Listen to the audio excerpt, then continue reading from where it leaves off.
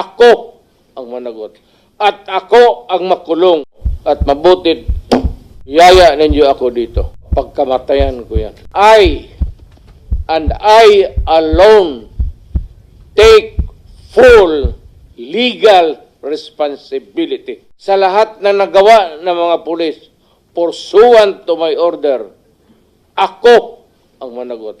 At ako ang makulong. Huwag yung pulis na sumunod sa order ko. Kawawa naman. Nagtatrabaho lang. Before anything else, Senator, I'd like to thank the committee for inviting me para once and for all malaman natin ang totoo. So, I would like to request sa inyo na huwag ninyo akong ituring president or kaibigan. Treat me as a witness and tignan natin kung lalabas yung totoo. So, with your permission, at maraming salamat po sa inyong lahat for inviting me. I'd like to start my mandate as President of the Republic was to protect the country and the Filipino people. Do not question my policies because I offer no apologies, no excuses. I did what I had to do. And whether you believe it or not, I did it for my country. The war on illegal drugs is not about killing people.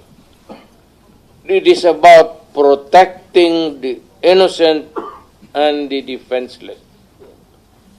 The war on drugs is about the eradication of illegal substances such as shabu, cocaine, heroin, marijuana, party drugs, and the like, as a menace which ruins people, families, communities, and relationships, and tears apart the social fabric which binds society together in peace, harmony, and brotherhood.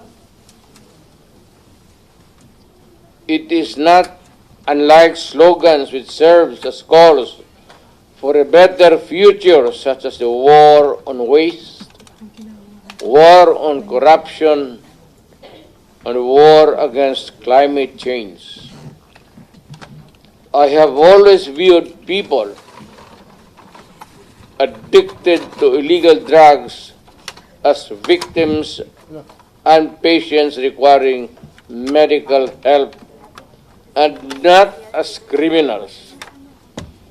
That is why when the war on drugs slogan came into being, coined as first as a message to the people of Davao City to stay away from illegal drugs, but at the same time, I had a drug rehabilitation facility constructed in Davao City, a city government expense, manned by Davao City government doctors, psychiatrists, nurses, and health workers, among others, to look after the complete rehabilitation of those addicted to illegal drugs. I believe then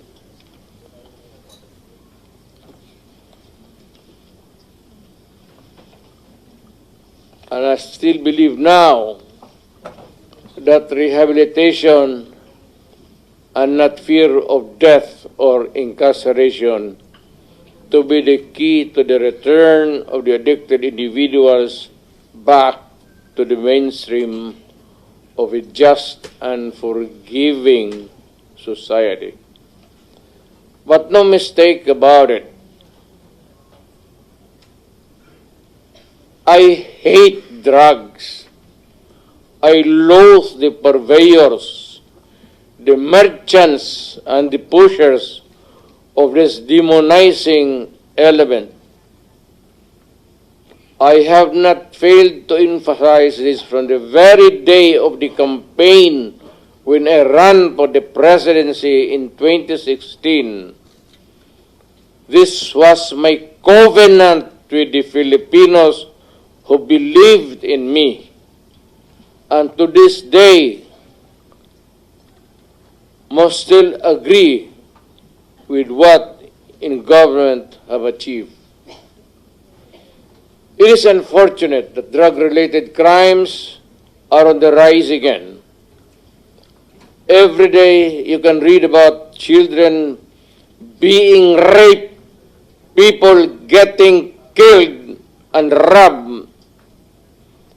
And just recently, a drug den was raided within the Malacanang complex.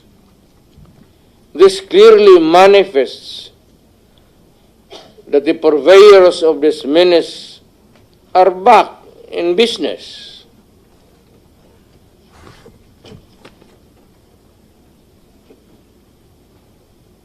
Ano? Gawin natin.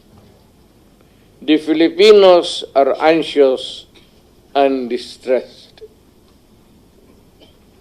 Self-preservation is still the first law of nature. It is instinct. It is recognized in our laws as self-defense. That is why I have always told the police authorities and operatives to be mindful of this basic law of nature. However, I tell them not to abuse their authority and power, and hindi ko talaga pinayagan yung abuso ng pulis o sundalo kailanman sa buong buhay ko, and as mayor for so many years and as president, in the guise of protecting themselves. But when your very life is placed at risk, and it can be snuffed out in a matter of seconds, then and only then must you act accordingly. Repel the aggression only in self-defense. Alam mo, matagal ako nagturo sa aming bayan sa Police Academy. When I was a prosecutor, to augment my income, noon na bago akong kasal, nagturo ako sa police.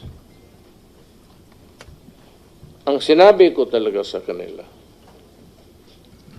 when you are arresting a criminal, you are not supposed to request him to surrender. Rather, you have to overcome the resistance. However, pag ayaw, it's the duty of the police is to overcome the resistance kung ayaw mag-surrender. At kung may baril, at kung tingin mo, sabi ko sa mga polis doon sa academy, mamamatay ka, barilin mo. Barilin mo sa ulo. Patayin mo at least one less criminal in the community. Yun ang utos ko when I was a fiscal and I was a professor doon sa Police Academy. Yun ang turo ko sa kanila. No quarters given, no quarters asked. Criminal ito.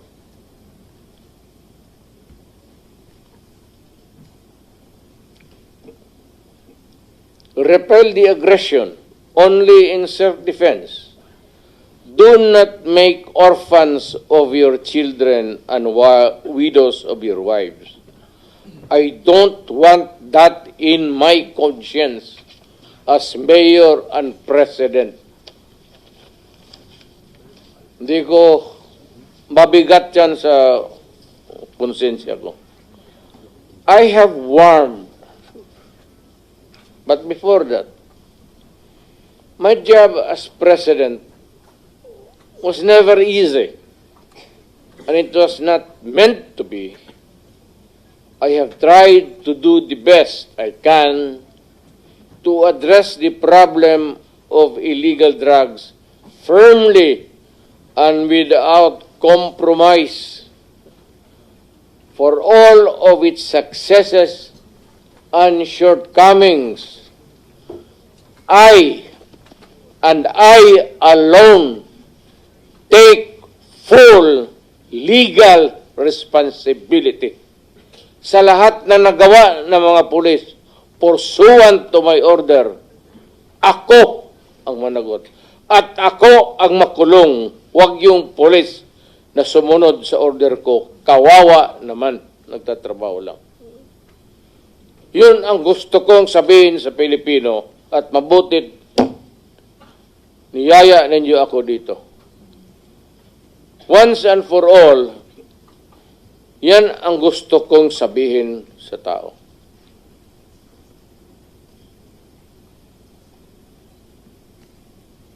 I have warned all of you as your president then and as a private citizen now. Drugs will destroy the Filipino. It will destroy my country. And I will never allow it. Baski ako empleyado sa gobyerno o private citizen, I will do what is necessary to protect my country, my community, at yung mga anak natin. This is a matter of principle. At papagkamatayan ko yan. Maraming salamat. I'm ready to answer your question. Thank you, Mr. President.